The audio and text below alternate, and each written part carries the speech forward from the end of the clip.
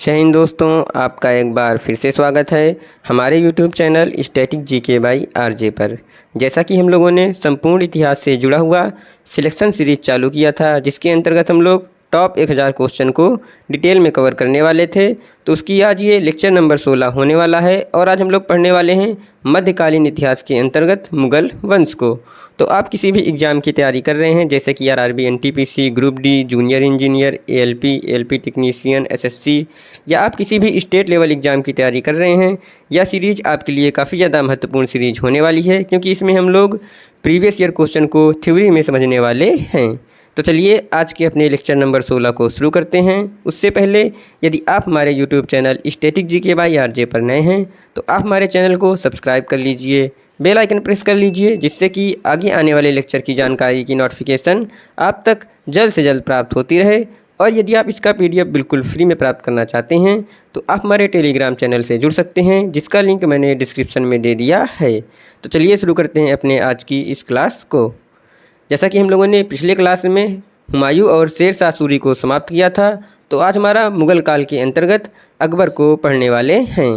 हमारा पहला क्वेश्चन है, निम्नलिखित में से किस स्थान पर अकबर को हुमायूं की मृत्यु की सूचना मिलने पर राजगद्दी पर बैठाया गया था? इसका आंसर हो जाएगा ऑप्शन बी, काला नौर। देख सकते हैं यह क्वेश्चन आरआरबी, एनटीपीसी और आरआरबी ग्रुप डी में पूछा जा चुका है, जिसको जा करके आप वेरीफाई कर सकते हैं। तो चलिए इसको डिटेल में समझ लेते हैं। हुमायूं की मृत्यु के अवसर पर अकबर पंजाब में सिकंदर सूर के विरुद्ध युद्ध में व्यस्त था। उस अवसर पर बैरम खां उसके संरक्षक के रूप में कार्य कर रहा था। हुमायूं की मृत्यु की सूचना मिलने पर पंजाब में गुरदासपुर जिले के निकट कालानौर नामक स्थान पर 14 फरवरी 1556 को अकबर को मुग़ल बादशाह घोषित किया गया। उस समय अकबर की आयु 14 वर्ष से कम थी। क्वेश्चन नंबर दूसरा है, पानीपत की दूसरी लड़ाई में बैरम खान ने किसे हराया था? इसका आंसर हो जाएगा ऑप्शन डी, हेमू। आइए डिटेल में समझ लेते हैं। पानीपत की दूसरी लड़ाई 5 नवंबर 1556 को उत्तर भारत के हिंदू सेनापति हेमचंद्र विक्रमादित्य और अकबर की सेना के बीच पानीपत के मैदान में लड़ा गया था। अकबर के सेनापति बैरम खान के लिए यह एक निर्णायक जीत थी। ध्यात है कि पानीपत में सन 1526, 1556 और 1761 में 3 महत्वपूर्ण युद्ध लड़े गए थे। क्वेश्चन नंबर तीसरा है, निम्नलिखित में से कौन सा शहर मुग़ल साम्राज्य द्वारा नियोजित पहला शहर था? इसका आंसर हो जाएगा ऑप्शन सी, फतेहपुर सीकरी। आइए डिटेल में समझ लेते हैं इस क्वेश्चन को। फतेहपुर सीकरी शहर मुग़ल साम्राज्य द्वारा नियोजित पहला शहर था। इस नगर की स्थापना 1569 ईस्वी में अकबर ने की थी। यह नगर आगरा से 23 किलोमीटर दूर स्थित है। यहाँ निर्मित जामा मस्जिद, सलीम चिश्ती का मकबरा, बुलंद दरवाज़ा, दीवाने खास, जोधा भाई का महल, बीरबल का महल, इबादत खाना आदि लाल पत्थर से बने उल्लेखनीय भवन हैं। दोस्तों, जो भी इम्पॉर्टेंट पॉइंट्स मैं करा रहा हूँ, ये भी किसी न किसी एग्ज़ाम में क्वेश्चन के माध्यम से डायरेक्ट पूछे गए हैं। मैंने क्वेश्चन की संख्या कम करने के लिए इसको इम्पॉर्टेंट पॉइंट्स के रूप में कराया है, इसलिए आप इम्पॉर्टेंट पॉइंट्स अच्छे से याद कर लीजिएगा। क्वेश्चन नंबर चौथा है, अहमदनगर की किस रानी ने बादशाह अकबर का विरोध किया था? इसका आंसर हो जाएगा ऑप्शन बी, चांद बीबी। आइए डिटेल में समझ लेते हैं। चांद बीबी, जिन्हें चांद खातून या चांद सुल्ताना के नाम से भी जाना जाता है, एक भारतीय मुस्लिम महिला योद्धा थी। वे बीजापुर और अहमदनगर की संरक्षिका थीं। चांद बीबी को सबसे ज़्यादा सम्राट अकबर की मुग़ल सेना से अहमदनगर की रक्षा के लिए जाना जाता है। क्वेश्चन नंबर 5वां है और बहुत ही ज़्यादा इम्पॉर्टेंट क्वेश्चन होने वाला है। समनवी धर्म, दीन ए इलाही, जिसका शाब्दिक अर्थ होता है ईश्वर का धर्म, की स्थापना किसके द्वारा की गई थी? इसका आंसर हो जाएगा ऑप्शन सी, अकबर। आइए डिटेल में समझ लेते हैं। 1582 ईस्वी में अकबर ने दीन ए इलाही धर्म की शुरुआत की थी। इसे तौहीद ए इलाही के नाम से भी जाना जाता है। दीन ए इलाही का प्रधान पुरोहित अबुल फजल था। हिंदू राजाओं में इसे बीरबल ने स्वीकार किया। यह शांति और सहिष्णुता की नीति का समर्थन करता था। क्वेश्चन नंबर 6 है, निम्नलिखित में से किसे अकबर ने स्वयं मारा था? इसका आंसर हो जाएगा ऑप्शन डी, अधम खां को। आइए डिटेल में समझ लेते हैं। माहम अनंगा के पुत्र अधम खां को अकबर ने स्वयं मारा था, क्योंकि उसने अकबर के प्रधानमंत्री अतक खां की हत्या कर दी थी। क्वेश्चन नंबर 7वां है, निम्नलिखित में से किसने स्वामी हरिदास से 11 वर्षों तक संगीत सीखा था?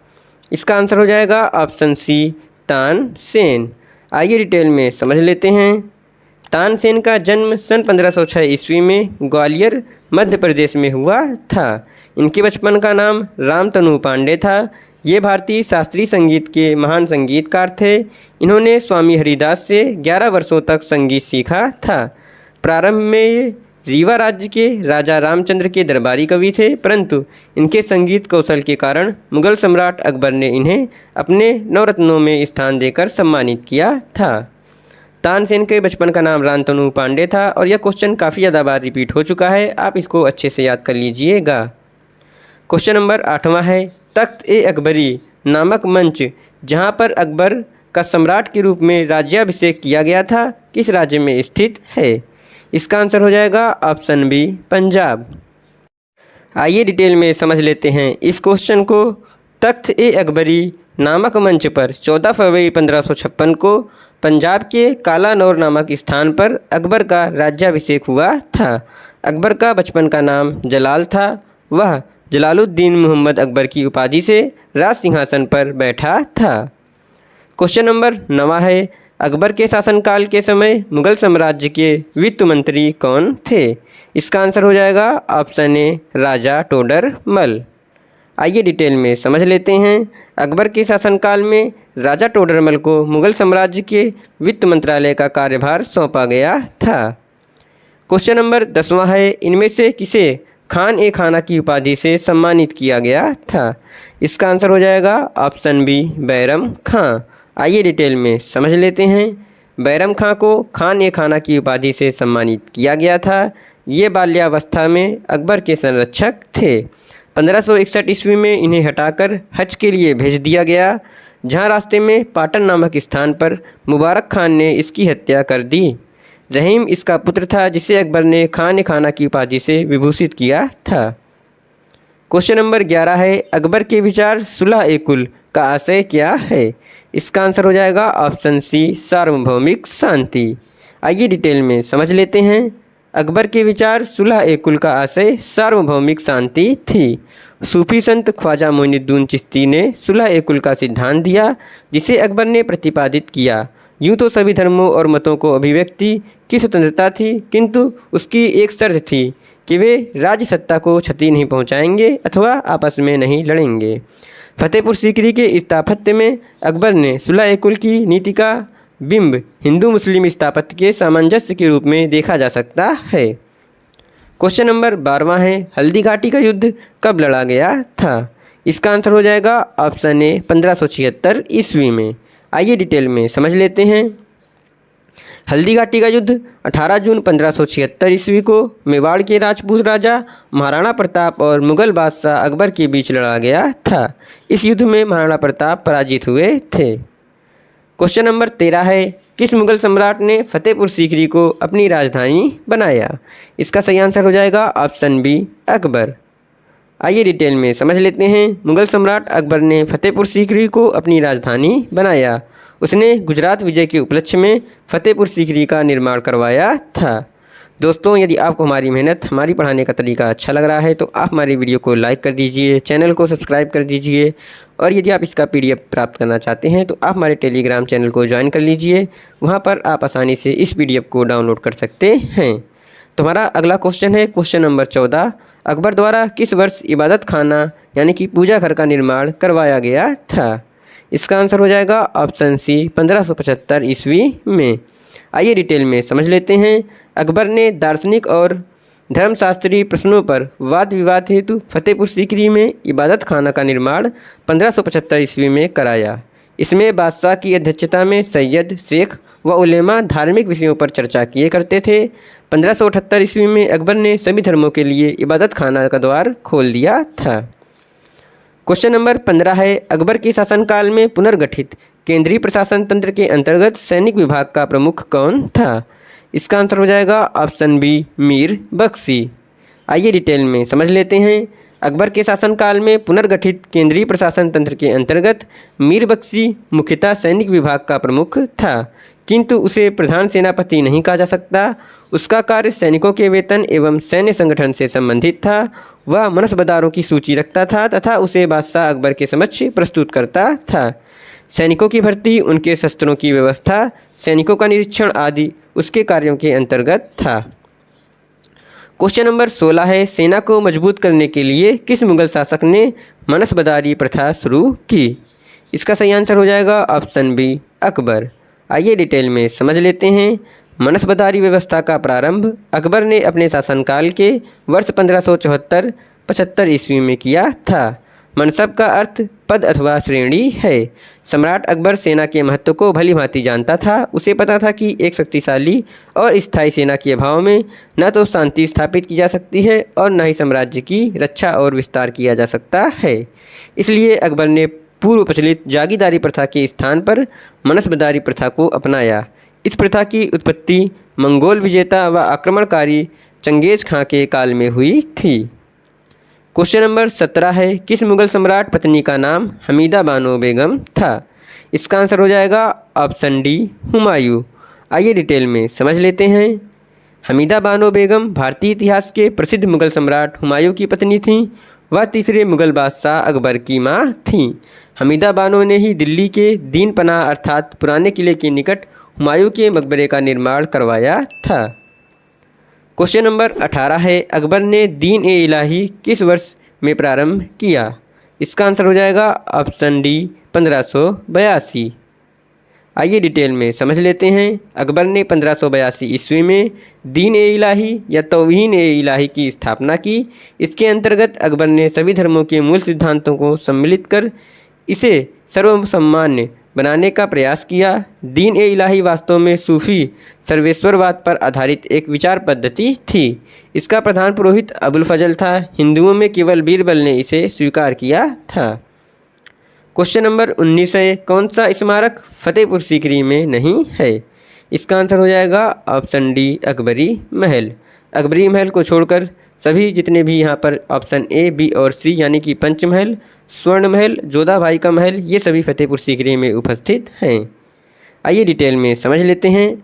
अकबर ने आगरा से लगभग 37 किलोमीटर दूर फतेहपुर सीकरी में एक राजमहल सह किले का निर्माण आरंभ करवाया था। एक विशाल कृत्रिम झील से युक्त पहाड़ी पर बने इस किले में गुजरात और बंगाल की शैलियों में निर्मित कई इमारतें शामिल थीं। इनमें जोधा भाई महल, पंचमहल, मरियम महल यानी कि स्वर्ण महल, दीवाने आम, दीवाने खास, बीरबल कोठी आदि प्रमुख हैं। अकबरी महल आगरा के किले में स्थित है। क्वेश्चन नंबर 20 है, निम्नलिखित में से कौन बादशाह अकबर के 9 रत्नों में से एक नहीं था? इसका आंसर हो जाएगा ऑप्शन बी, उस्मान अली खान। आइए डिटेल में समझ लेते हैं। अकबर के दरबार में रहने वाले 9 गुणवान दरबारियों को 9 रत्न के नाम से जाना जाता था और ये दरबारी इस प्रकार थे: अबुल फजल, फैजी, तानसेन, राजा बीरबल, राजा टोडरमल, राजा मान सिंह, अब्दुल रहीम खाने खाना, फ़कीर अजीउद्दीन, मुल्ला दो प्याजा थे। जबकि उस्मान अली खान हैदराबाद रियासत के अंतिम निजाम थे। क्वेश्चन नंबर 21 है, अकबर के काल में महाभारत का फारसी अनुवाद किसके निर्देशन में हुआ था? इसका आंसर हो जाएगा ऑप्शन बी, ऑप्शन ए, फैजी। आइए डिटेल में समझ लेते हैं। अकबर ने अपने राजकवि फैजी की अध्यक्षता में एक अनुवाद विभाग की स्थापना की थी। अकबर के आदेश से महाभारत के विभिन्न भागों का रज्जनामा नाम से फारसी में अनुवाद फैजी के ही निर्देशन में नकीब खां, बदायूनी, फैजी आदि विभिन्न विद्वानों के सम्मिलित प्रयासों से किया गया। इसके अतिरिक्त बदायूनी ने रामायण का, फैजी ने लीलावती का तथा अबुल फजल ने कालिया दमन का फारसी में अनुवाद किया। क्वेश्चन नंबर 22 है, इंग्लैंड की रानी एलिजाबेथ प्रथम का समकालीन भारतीय राजा कौन था? इसका आंसर हो जाएगा ऑप्शन सी, अकबर। आइए डिटेल में समझ लेते हैं। इंग्लैंड की महारानी एलिजाबेथ प्रथम का समकालीन भारतीय राजा अकबर था। दिसंबर 1600 ईस्वी में ईस्ट इंडिया कंपनी की स्थापना के समय इंग्लैंड की महारानी एलिजाबेथ प्रथम थीं। भारत में उस समय अकबर का शासन था, जो कि अकबर का शासन 1556 ईस्वी से लेकर 1605 ईस्वी के बीच में था। एलिजाबेथ प्रथम का शासनकाल 1558 से लेकर 1603 ईस्वी तक था। क्वेश्चन नंबर 23 है, अकबर की प्रशासनिक सीट थी। इसका आंसर हो जाएगा ऑप्शन बी, दिल्ली। आइए डिटेल में समझ लेते हैं। अकबर की प्रशासनिक व्यवस्था का संचालन दिल्ली से होता था। सन 1560 ईस्वी में अकबर ने स्वयं सत्ता संभाली और अपने शासनकाल में तांबे, सोने और चांदी की मुद्राएं प्रचलित की। अकबर की प्रशासनिक व्यवस्था को मुगल प्रशासनिक व्यवस्था के नाम से भी जाना जाता है। क्वेश्चन नंबर 24 है, जो कि इस वीडियो का सेकेंड लास्ट क्वेश्चन होने वाला है, और यह क्वेश्चन है, फतेहपुर सीकरी में किस मुगल शासक की 27 अक्टूबर 1605 ईस्वी को मृत्यु हुई थी, जिसे आगरा के सिकंदरा में दफनाया गया था। इसका सही आंसर हो जाएगा ऑप्शन सी, अकबर। आइए डिटेल में समझ लेते हैं। अकबर की मृत्यु 27 अक्टूबर 1605 ईस्वी को फतेहपुर सीकरी में हुई और उसे आगरा के समीप सिकंदरा में दफनाया गया था। क्वेश्चन नंबर 25 है, जो कि इस वीडियो का लास्ट क्वेश्चन होने वाला है, और यह क्वेश्चन है, सम्राट अकबर द्वारा निम्न में से किसको जरी कलम की उपाधि प्रदान की गई थी। इसका आंसर हो जाएगा ऑप्शन बी, हुसैन खां। आइए डिटेल में समझ लेते हैं। अकबर के प्रसिद्ध ग्रंथकर्ताओं जिनकी एक सूची आईने अकबरी में मिलती है में से सबसे प्रमुख कश्मीर का मोहम्मद हुसैन था, जिसे अकबर ने जरी कलम की उपाधि प्रदान की थी। दोस्तों, यह वीडियो यहीं पर समाप्त होता है। यदि आपको हमारा पढ़ाने का तरीका, वीडियो की क्वालिटी और क्वांटिटी अच्छी लगी है तो आप हमारे वीडियो को लाइक कर दीजिए। यदि अभी तक आपने हमारे static GK by RJ channel को सब्सक्राइब नहीं किया है तो आप हमारे यूट्यूब चैनल को सब्सक्राइब कर लीजिए, बेल आइकन प्रेस कर लीजिए, जिससे कि आगे आने वाले अपडेट की जानकारी आप तक नोटिफिकेशन के रूप में जल्द से जल्द प्राप्त होती रहे।